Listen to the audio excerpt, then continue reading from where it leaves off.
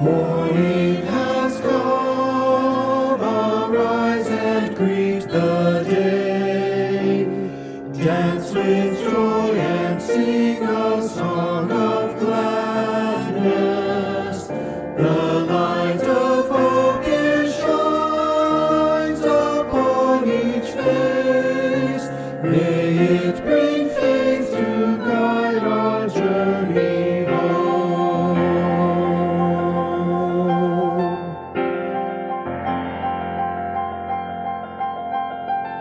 A new day dawns, once more the gift is given.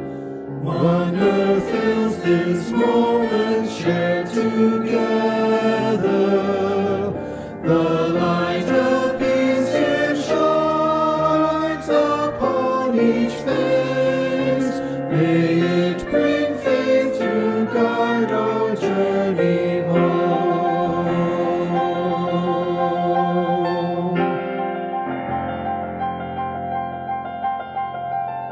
Open our eyes to see that life abounds. Open hearts to welcome it among us. The light of love it shines upon each face. May it bring faith to guide our journey home.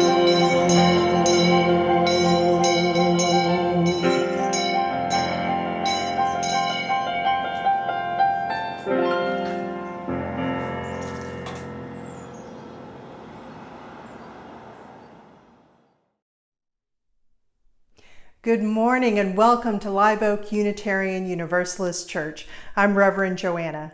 I'm so glad that you could join us today in this congregation where we are gathered, even if it is online, to strengthen our souls before being sent out, again, possibly online, to strengthen the world. If this is your first time joining us, we are so glad that you are here. After the service, be sure to go to liveoakuu.org. You're going to find a bunch of links on that homepage where you can find out more information about us. And you might want to sign up for our weekly email newsletter. That's going to give you an idea about all the things that we do during the week, because even online, we're still doing quite a bit. It is tradition in Unitarian Universalist churches to light a chalice at the beginning of our services. And so if you have a candle or a chalice near, I encourage you to pull it toward you as we light our chalices together.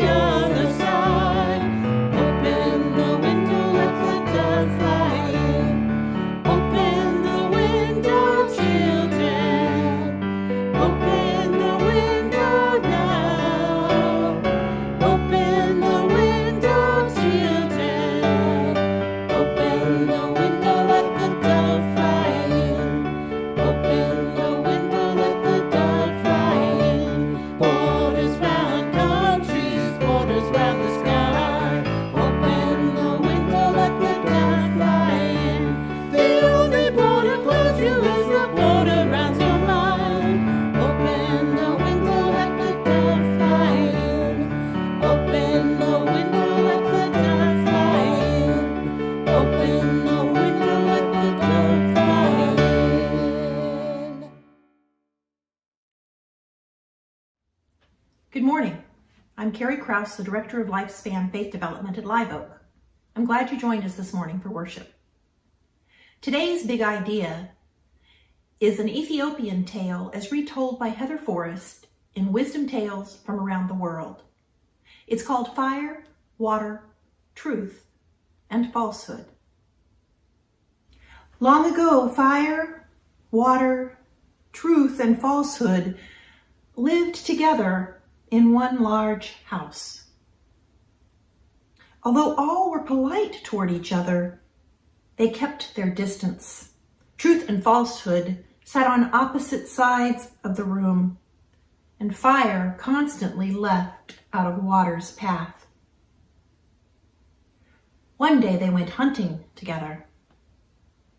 They found a large number of cattle and began driving them home to their village.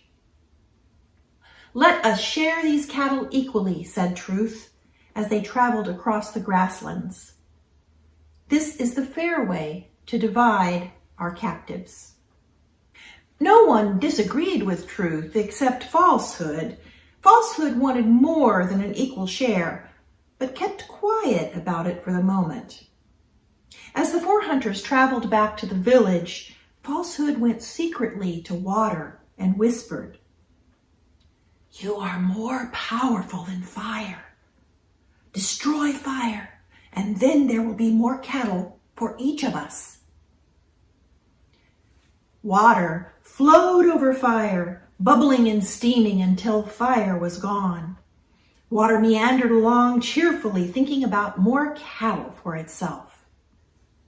Falsehood, meanwhile, whispered to Truth, "Look, see for yourself, water has killed fire. Let us leave Water, who has cruelly destroyed our warm-hearted friend. We must take the cattle high up the mountain to graze." As Truth and Falsehood traveled up the mountain, Water tried to follow. But the mountain was too steep, and water could not flow upwards. Water washed down upon itself, splashing and swirling around rocks as it tumbled down the slope. Look and see. Water is still tumbling down the mountainside to this day. Truth and Falsehood arrived at the mountaintop. Falsehood turned to Truth and said in a loud voice, "I am more powerful than you. You will be my servant. I will be your master. All the cattle belong to me." Truth rose up and spoke out, "I will not be your servant." They battled, and finally they brought the argument to Wind to decide who was the master. Wind didn't know. Wind blew all over the world to ask people whether truth or falsehood was more powerful. Some people said a single word of falsehood can completely destroy the truth. Others insisted, like a small candle in the dark, truth can change every situation. Wind finally returned to the mountain and said, "I have seen that falsehood is very powerful, but it can only rule when truth has stopped struggling to be heard." And it's been that way ever since.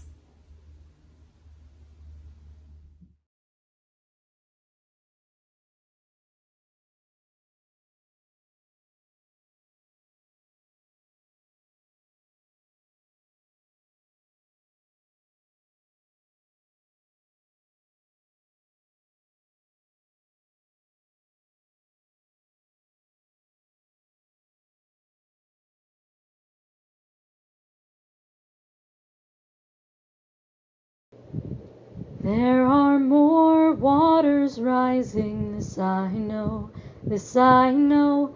There are more waters rising, this I know. There are more waters rising, they will find their way to me. There are more waters rising, this I know, this I know.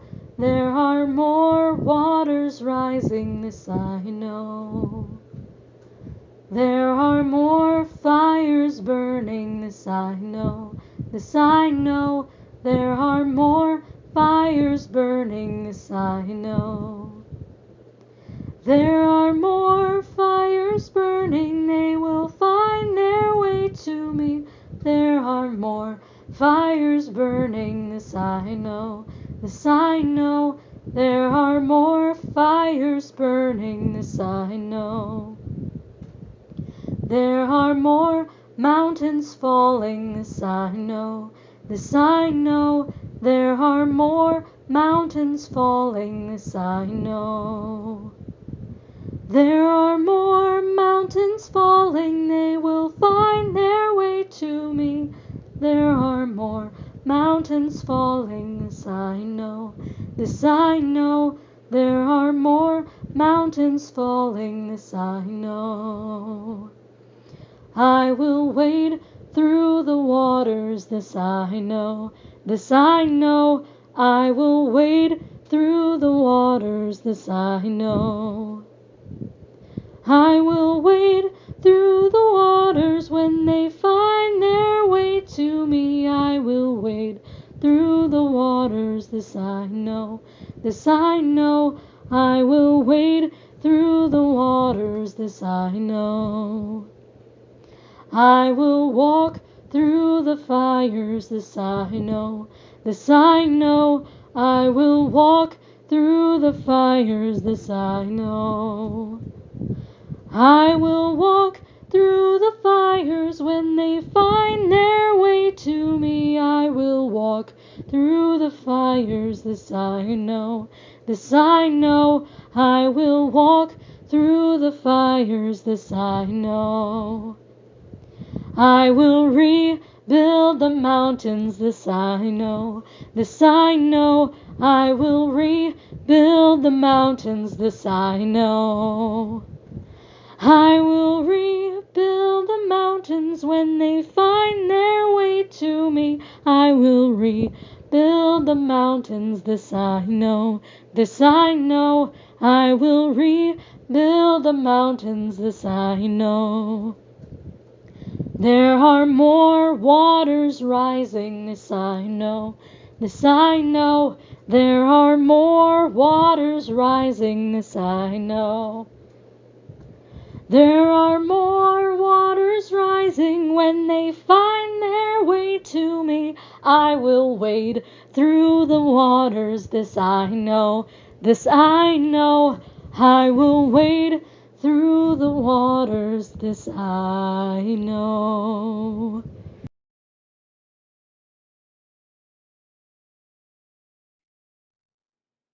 Well, here we are. We survived the last 4 years. We survived an unparalleled attack on our democracy, attack on the rule of law, attack on the norms of the presidency and the administration. We survived an attack on the ethical nature of our culture itself. And wait, you don't have to say anything yet about that word survive. Because the thing is, when I say we survived, I'm talking to a very limited audience. I'm talking to those of us who actually did survive. So many people did not. And whether they died in the custody of ICE or in an ICU bed, it is our sacred duty to remember them and to allow that memory to propel our actions as we say, never again. Never again will we allow something like this to happen in this country. So, what do we do next to make that happen? What do we do first? Well, I think one of the first things that anyone can do when we're looking at a problem is to first look around and see who else has encountered a problem like this, and are there things that we can learn from others? Are there other times in history where people have needed to rebuild after something grotesque has happened in their land? Are there other situations that might parallel in some way some of the challenges that we have today. I think that one of those historical times that we can look at is the period right after World War II, when the Allies embarked on a program of what they called Denazification, which was to remove all of the Nazi ideology from the world, but especially from Germany and Austria. They did not have to be subtle or persuasive, particularly in their efforts. They had just won the war. As General Eisenhower said, we have come here not as liberators, but as conquerors. So they began. They assessed the damage that had been done, and first thing was arrest many of the people, especially the worst of the war criminals. These would be put on trial, specifically the Nuremberg trials. Others who were more minor Nazis were investigated and removed from office if they still were in office, and it was set up so that they could never serve in public office or in a civil service position again. Denazification was not just about the people. Again, it was about the ideology itself. So Nazi symbols were removed. Books that touted Nazi ideas were removed and often destroyed. They made some pragmatic, perhaps even compassionate choices. For instance, it was decided that youth had not been in a position to really be able to make an informed choice, and so they were sort of granted clemency for all that they had done. And, sad to say, some of the pragmatic decisions were made as America, as the United States of America, has unfortunately throughout our history often made decisions. Pragmatic decisions were really self-serving decisions. One of the notable ones being Operation Paperclip. Have you ever heard of that one? Well, the thing is, the United States went very swiftly from World War II straight into the Cold War. All of a sudden, we were having to compete and be worried about the Soviet Union and communists.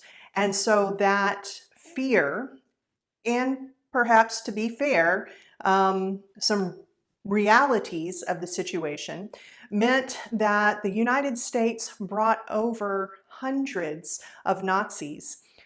Those who had been scientists or had worked with rockets. As a country, we didn't want the Soviets to get access to their mines, and frankly, we did, and we brought them over here. Choices such as this, even if they were secret at the time, often do not stay secret. They are not washed away in the tides of history. And these stories, such as this one, can come back to haunt us. In fact, this whole very real story of the paperclip operation has fed into today the conspiracy theories touted by QAnon. So I just think that it's important for us to recognize when we do look back at history to try and learn from things, that we should look not just at the things that put us in a good light, not just at the heroic things, but also elements such as this, in which it's been a little bit of time talking about the ethics of that and was it worth it? But a big part of the denazification that did work were the things that happened again with the trials and doing the assessments, finding out who did what at that time, and having there be consequences.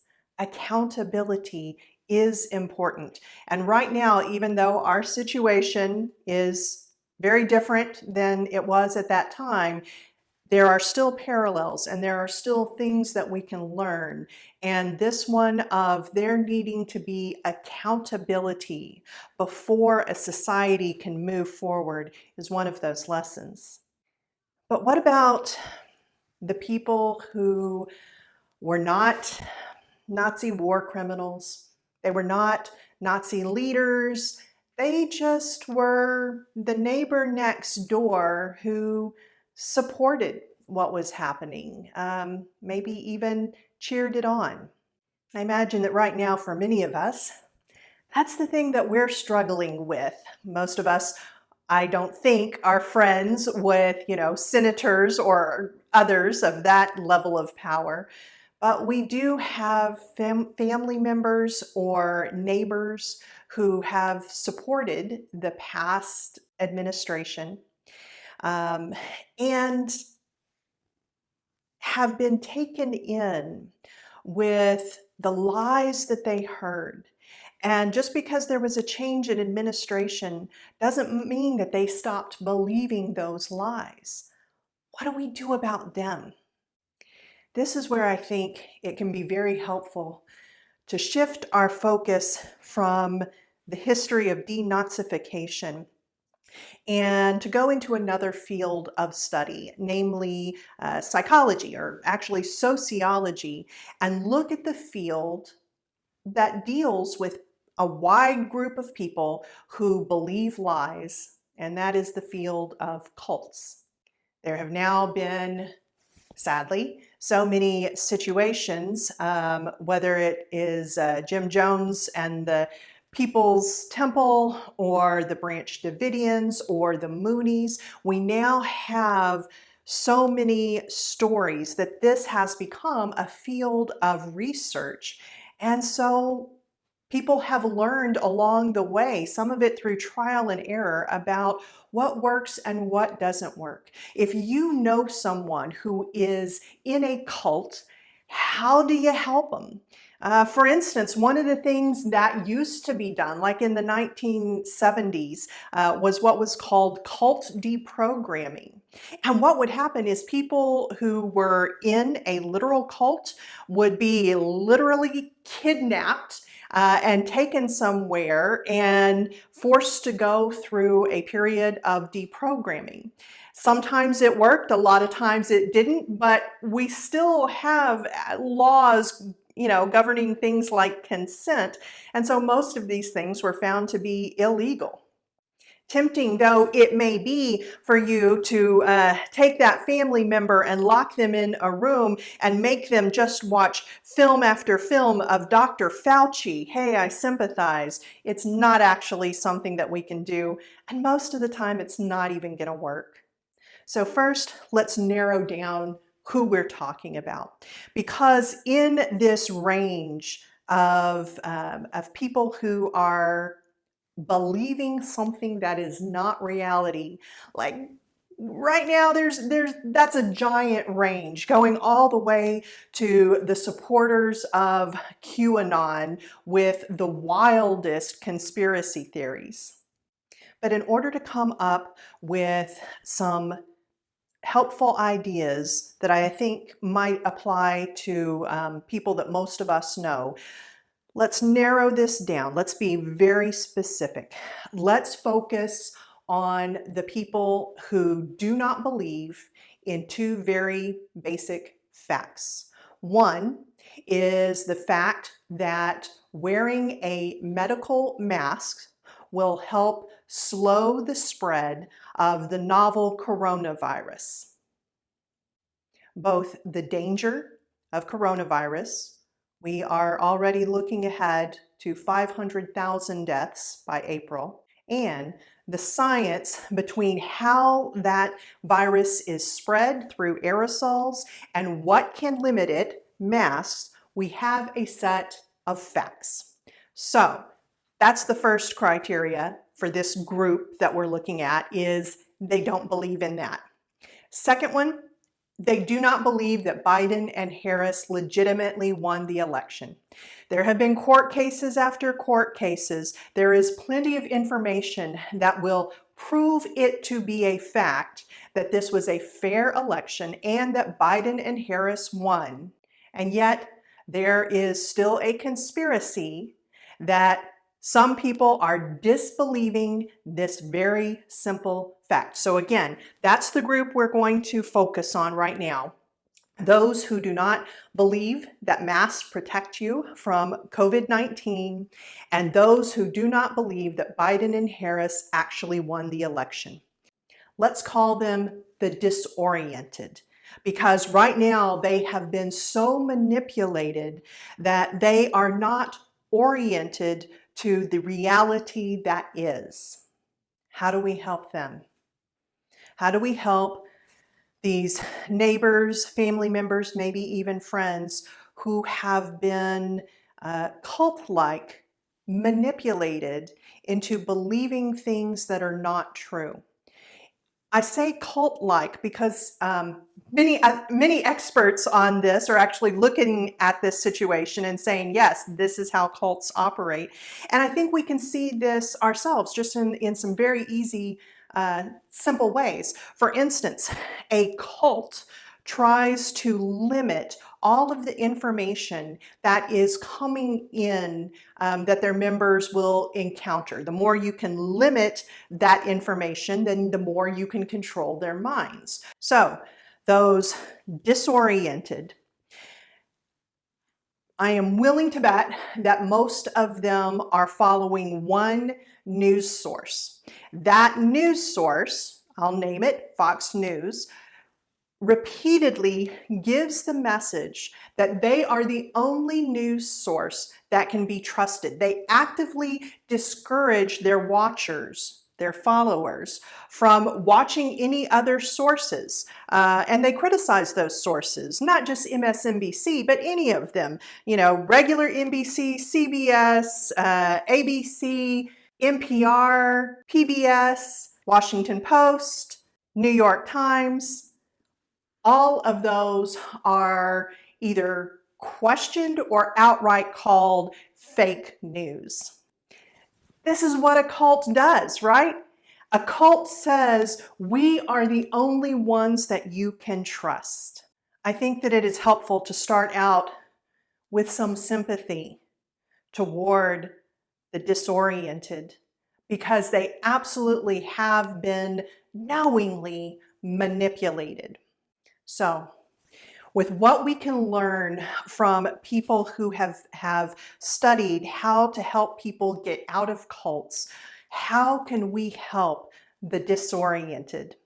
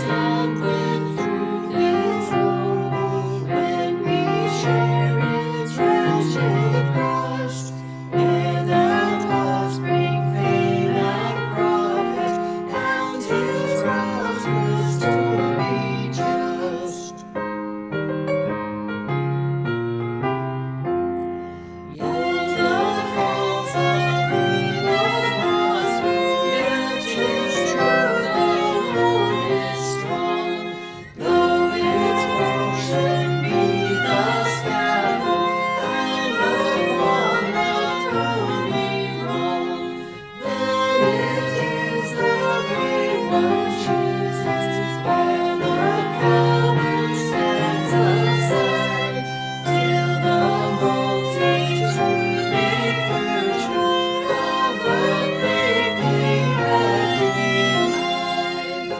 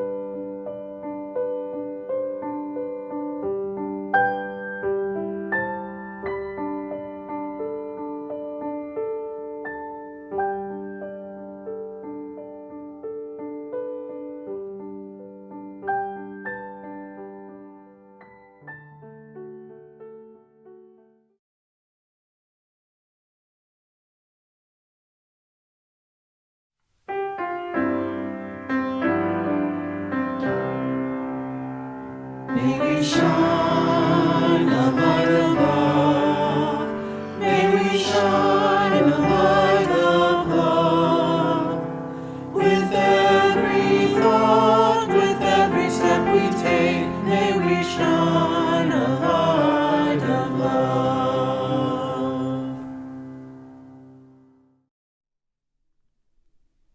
Thank you so much for joining us today. It is so good to be in community.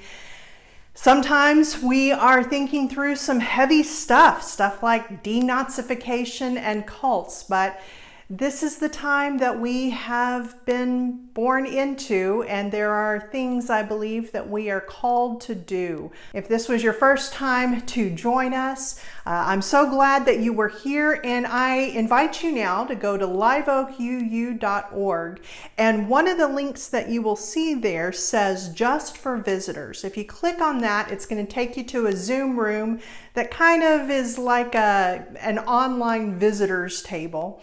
There will be a couple of members there who you can chat with, ask them any questions that you might have, and maybe even let them get to know you a little bit.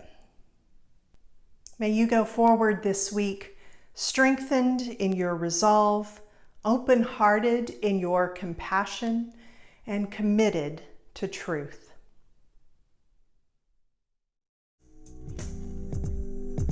Soon the day will arise when we will be together, and no longer will we live in fear. And the children will smile without wondering whether on that day thunder clouds will appear. Wait and see what a world there can be if we share, if we care, you and me. Wait and see.